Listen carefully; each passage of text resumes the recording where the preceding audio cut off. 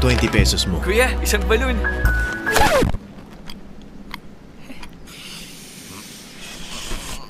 Bebe Bente! For 20 pesos, mag-New Cornetto Bebe. I love your way ka na lang. Velvety ube and creamy queso. 2 flavors in 1. New Cornetto Bebe. I love your way. Sarap ng 20. Very meticulous, lalo na with my hair. Kasi diba Ivory is home to the world's most glamorous people. That's why I've always relied on Pantene Total Hair Conditioner. Dati, I tried another. Hindi bad. That's why I stick to Pantene.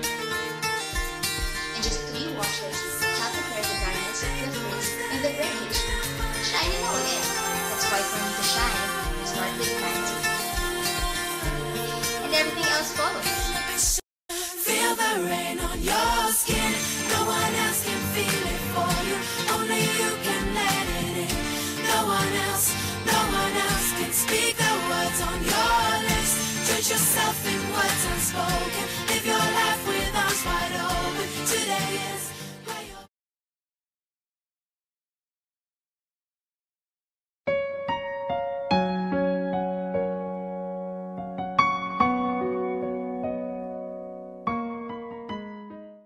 Pag sobrang puyat at pagod sa trabaho, sakit sa ulo. E nung minsan, after nung shoot ko, grabe yung headache ko. Eh may family dinner kami after. Sakit ng ulo ko, di ako makasabay sa katawaan. Akala tuloy nila, di ako okay. Yung pamangkin ko, nilapitan ako. Ginaya ako sa commercial. Sabi niya sa akin, Tito, ingat. Sabay apot sa akin ng Biogesic at ng tubig. Di ba ang sweet? Siyempre, manang-mana sa akin yun. Ito po ang aking ingat na damang-dama story. Sigurado po ako kayo rin meron. Maingat kasi magpagaling ng headache at lagnat ang Biogesic. Kaya ang ingat, dama nating lahat. Share nyo po sa Facebook or Twitter. At pag napili ang story nyo, gagawin po namin tong ingat na damang-dama short film. Aabangan ko yan ha. Paano po? Ingat! Padamagad ang ingat. Biogesic. Ingat na kitang-kita, ingat na damang-dama.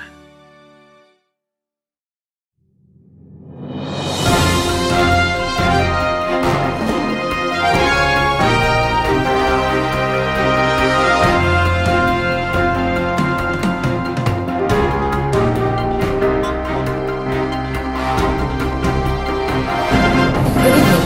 This is Pauline Garcia for 24 Patrol. Flash report. Torrential rains last Tuesday night flooded many parts of Metro Manila, leaving hundreds of commuters stranded. According to the Department of Science and Technology Project NOAA, torrential rains were recorded across Metro Manila. The Philippine Atmospheric, Geophysical and Astronomical Services Administration issued thunderstorm warnings in the evening for Metro Manila and several surrounding areas.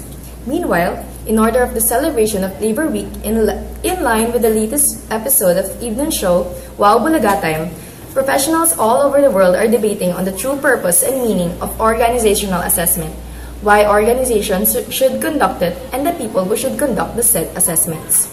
As we all know, evaluation is an important tool for improving management. Through organizational assessment, or more commonly known as evaluation, the effectiveness of an organization is measured in terms of its functioning, problems and achievements from both the behavioral and social system points of view. Thus, organizational assessment involves measurements of variables related to patterns of organizational behavior and effectiveness. It can play an important role in helping managers improve the efficiency and effectiveness of their operations and can be an instrument for creating public support for the research programs and outreach activities. To further elaborate on this topic, we have Kristen Tan reporting live on Spain with famous psychologist Carol Perez. Kristen? Reporting live with famous psychologist Carol Perez is Kristen Tan. Yes, we are here today in Spain with famous organizational psychologist Carol Perez.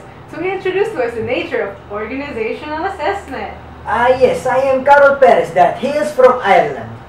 Today I'm going to talk about organizational assessment. Organizational assessment can be defined simply as the systematic process for examining an organization and the factors that affect its performance. It determines whether an organization is functioning in a way that is efficient, effective, and capable of addressing the needs and requirements of society as a whole.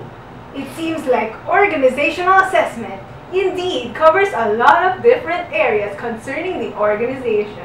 Oh, yes, it does. It demonstrates areas of competence, areas for improvement, and possible risks. Help support investment and restructure decisions. How does organizational assessment differ from other types of evaluation? An organizational assessment differs from other types of evaluation in that it aims to understand the performance of a different field of analysis, not the performance of a product, a program, or a policy. With this said, why should organizations conduct this assessment? There are a variety of reasons, really, why organizations could conduct, but mainly use it for identifying organization strengths and weaknesses and providing the appropriate mechanisms and processes for reflecting appropriate paths for the future. One last question, sir. For the viewers to know, who are the ones responsible or who should conduct an organizational assessment? Since our organizations are a complex system that incorporate many areas of expertise, it is recommended that a team of at least 2 individuals from the organization undertake the organizational assessment. It is also good to remember that there are 3 elements in the assessment process. The organization, which is the main unit of assessment exercise, the assessment team who uses the tools to collect data regarding the organization, its activities, and the people who use the assessment results for making the organization more effective by setting priorities, policies, plans, and research projects. Thank you for your time, Mr. Perez. So there you have it. We hope that we are able to shed light on our topic of organizational assessment. Reporting live from Metro News 1. Back to you! Done, reporting live from Spain. Here's another clip for you that further elaborates about organizational assessment. Organizational assessment is an opportunity to actually reflect on the organization as a whole and to sort of take stock of the current reality of the organization. And there are several different ways you can do this. One is what we would call a self-assessment, and there are a number of tools available online for a self-assessment process that usually involve organizational stakeholders, maybe staff, board, members, if you have them, constituents, either filling out surveys or responding to interviews and pulling that data together. That would be a self-assessment process. It's also possible to do what we call more of an organizational audit, where you have an outside expert come in with a set of criteria and standards and actually assess whether or not your organization is measuring up to them. And the third is a facilitated self-assessment. This is a blend of the 2 processes. It's an opportunity to have an external facilitator who is neutral, which is often a helpful dynamic when you're asking people to reflect about the organization. And then that facilitator helps to pull together the data, and then the organization can use it going forward, but the data is based on the self-reflection of the stakeholders. You want to determine internally why you're undertaking an organizational assessment process, because that determines the type of consultant you want to work with you. So for example, if you want to create shared ownership around a change process or a shared sense of understanding about what's happening within the organization, then you want to hire a consultant who is more facilitative, who is looking to bring out the wisdom and to engage participants so that there is that shared collective experience, if you will. If you actually are doing the assessment because you want to determine how well your organization measures up to some standard, external standard or best practices in the field, in that case it may make sense to bring in a consultant who can help you assess how you're measuring up. And that may or may not include a follow-up component where you engage staff and determine how you're going to change your practices to bring them up to speed, if you will. The first step is to set up a meeting with the consultant and the leadership of the organization. So in some cases that would be the executive director and the board chair, or in volunteer organizations that could just mean some of the lead volunteers, most involved volunteers.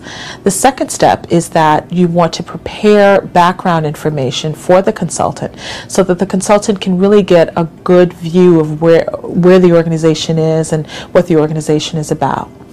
The third step is to pull together a cross-section of the organization. So that would mean from the person that answers the phone to the board chair.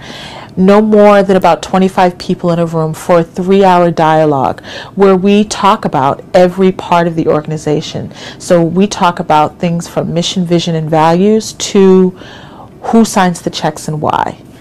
The next step is that we go back and we write a report that has findings and recommendations. And the findings are us feeding back to you what we've heard.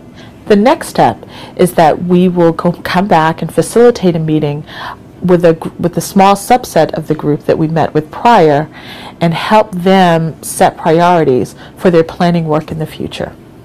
For more details, visit us at our website www.24patrol.com.ph. Again, this is Pauline Garcia reporting for 24 Patrol Flash Report.